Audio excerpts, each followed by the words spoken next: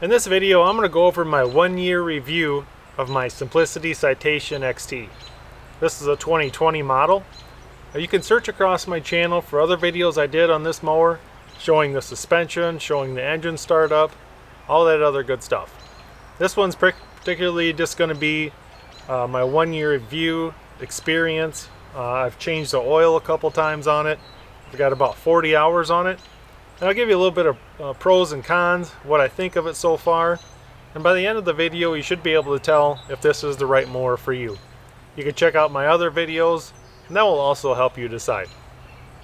I'm going to start up here in the front, work my way around the mower, talk about the features and pros and cons. As you can see up front here, you got independent suspension. Like I said in my initial review, this thing rides like a Cadillac across a bumpy yard. If you've got a smooth yard, you're not going to believe how smooth this is. My yard's fairly bumpy, and it's night and day compared to the Simplicity Legacy that I used to mow this with. 61-inch deck on this model. The deck sticks out quite a ways away from the wheels, so I can get right up to buildings, go right around trees, and barely have to weed whack when I'm done.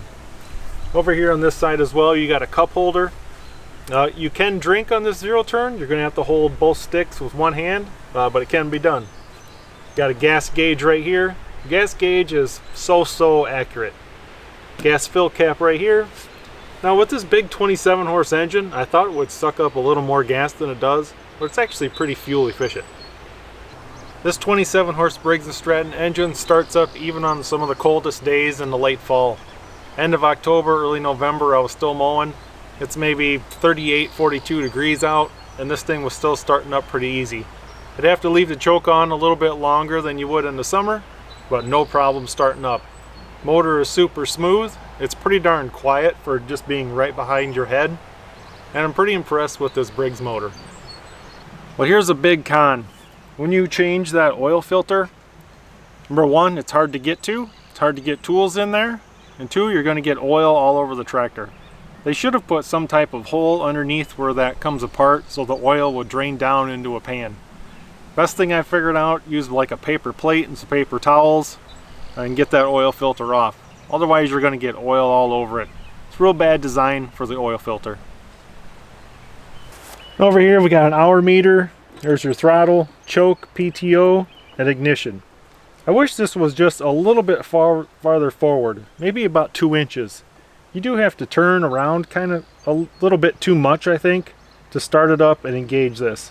If you could shift this forward about 2 inches, it'd be perfectly comfortable.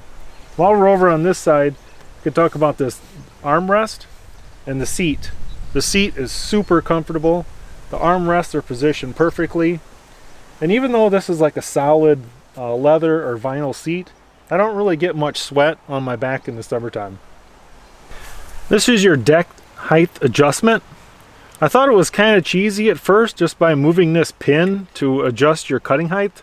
You just push down right here and then you pull the pin, place it in the correct number, whatever you want, 3 inch, 3 1/8, 3 1/4, and then that drops down and the deck goes to the height that you want. It's so simple, it just seemed a little cheesy, but it is one of the fastest ways you can change your deck height. It's one of the things that I thought was somewhat of a con in my initial review, and it turns out to be very positive. If you're going to trailer this a lot, right here is your parking brake.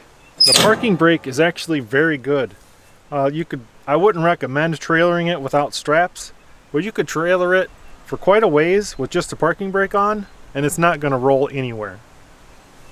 As far as the cockpit area, or we'll say control area, I'm 6'4", and this is perfectly comfortable to me.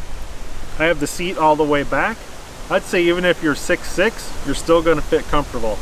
You can slide the seat forward quite a bit.